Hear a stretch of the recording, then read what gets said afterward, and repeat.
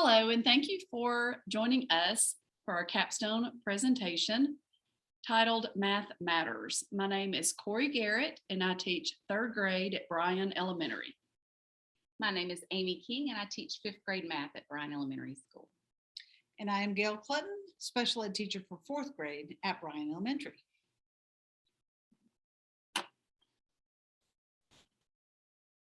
Our purpose is to improve mathematics instruction so that we can develop number sets in our students.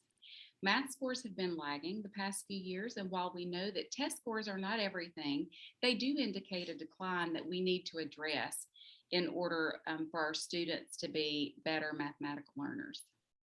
And the rationale behind us choosing math for our capstone presentation is that the student scores are showing us that there is definitely a lack in mastery of math, especially number sense. And we know that number sense is very critical in laying the foundation for further math classes that the students will be in.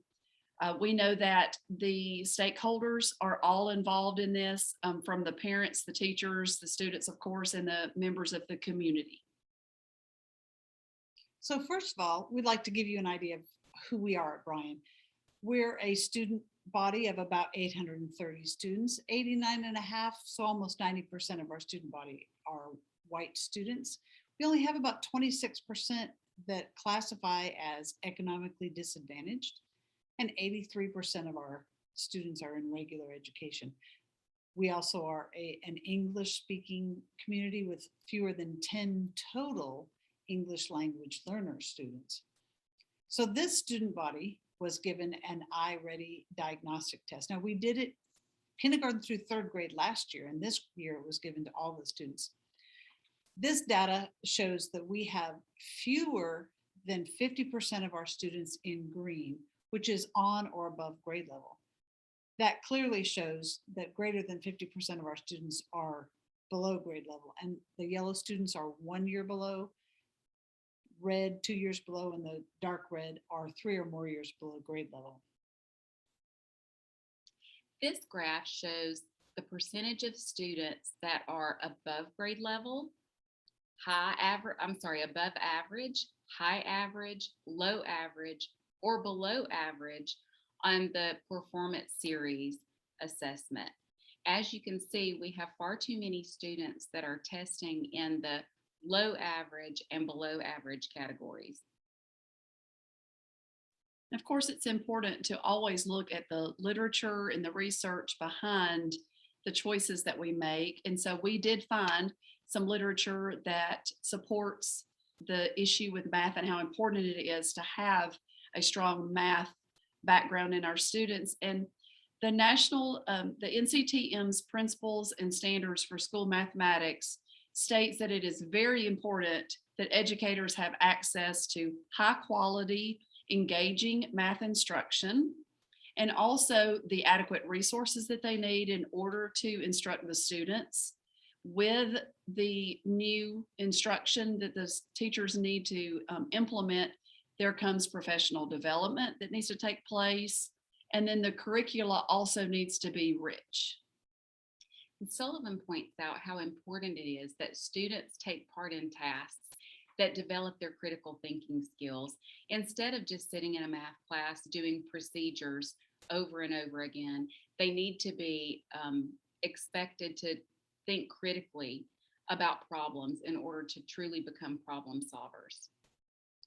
While researching the importance of good math skills, we looked at Jordan and her group of researchers, and they explained that early number competency is important in setting children up for success, both now and in the future for their later mathematics outcomes. In step one, we want to look at what the problem is.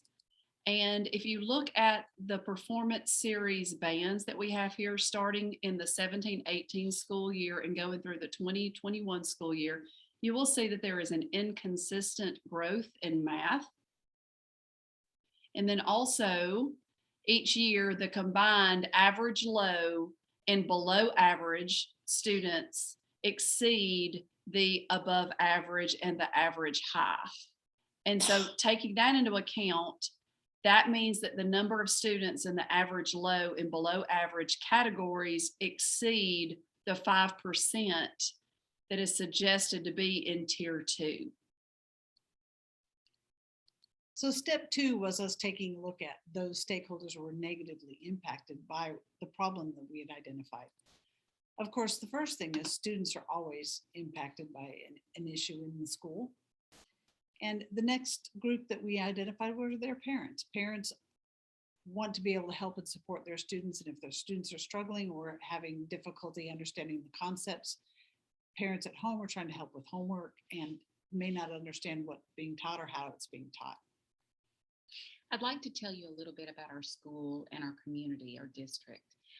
Bryan Elementary School is located in northern Jefferson County and is made up of students primarily from the Kimberly and Morris communities.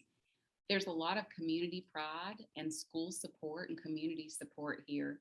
In fact, this is an area where homes sell very quickly as soon as they go on the market. And it's desirable. People want to come here so that they can send their students to Bryan Elementary School. Our hope is to be able to keep it that way. We want to continue to have the school district and a school that people want to move into. And step 3 is the task force members. So of course, we do have our administration. We have a principal and an assistant principal that are members of the task force. We have students and parents. We also have a math coach / interventionist that is a part of the team. We have 2 special education teachers, one that covers the lower elementary grades, one that covers the higher elementary grades. And then we also have teachers from each grade level represented on the task force. Of course, we do know that there are some limitations for any task force. We needed to identify what those might be for our task force. We determined that we really, as a task force, have no final decision making in whatever we propose as a solution. We also have no control over the funding which might be provided in order to implement our solution. We also don't have any autonomy in what curriculum is chosen. It is chosen outside of the purview of what this task force can do. When looking at criteria to measure possible solutions, there were 3 different things that we identified. The first thing is we've already noted that we have an issue with teachers lacking consistency because teachers have been pulling their own curricula from different places. We lack a consistent curricula. So we know that according to Hill, using a standard curriculum allows for greater student achievement when compared to teachers piecing together curricula from multiple sources, which is exactly what we've been doing.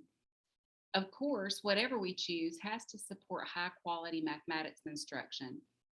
And then once we have chosen our solution, we will monitor that by looking at mastery and growth in our assessments, ACAP, the iReady diagnostic assessments, and then of course, classroom assessments.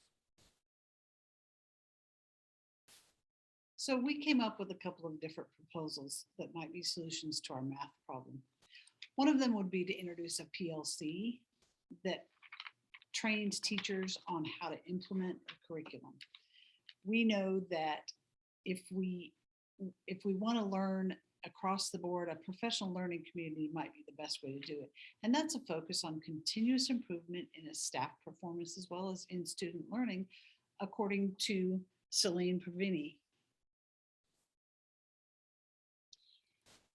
We've also already talked about how teachers are piecing together their own curriculum. So one thing that we need to do is have higher quality assessments.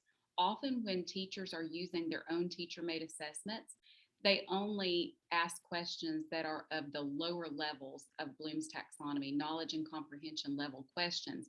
We know in order for our students to grow into critical thinkers, we need to ask higher order thinking questions that reach all levels of Bloom's taxonomy. And our third proposal is research-based curriculum.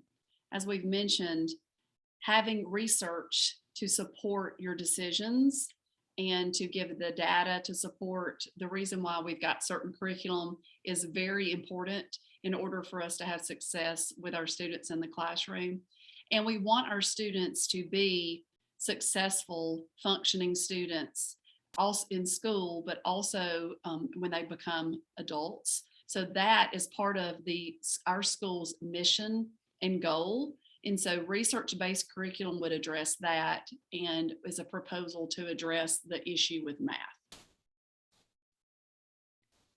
So our next step in the process was to send out some surveys and see what the people that are impacted by this might have to say. We sent out surveys to all of our classroom teachers. We sent out surveys to parents, and we also surveyed informally in the classroom different groups of students.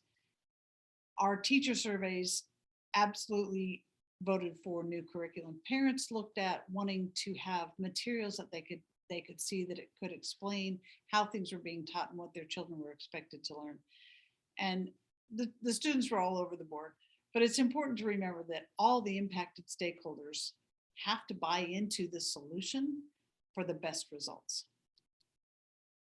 Therefore, looking at our 3 proposed solutions and looking at the criteria, we decided that the best proposed solution that would match our need is a methodically implemented research-based mathematics curriculum. So let's take a look at our timeline for implementation.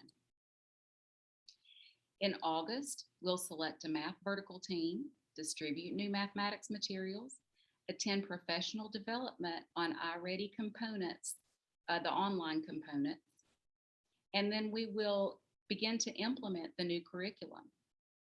After that, each month, we'll attend PST and data meetings with additional vertical team meetings in September, December, and March. And then in May, we will assess and decide our next steps.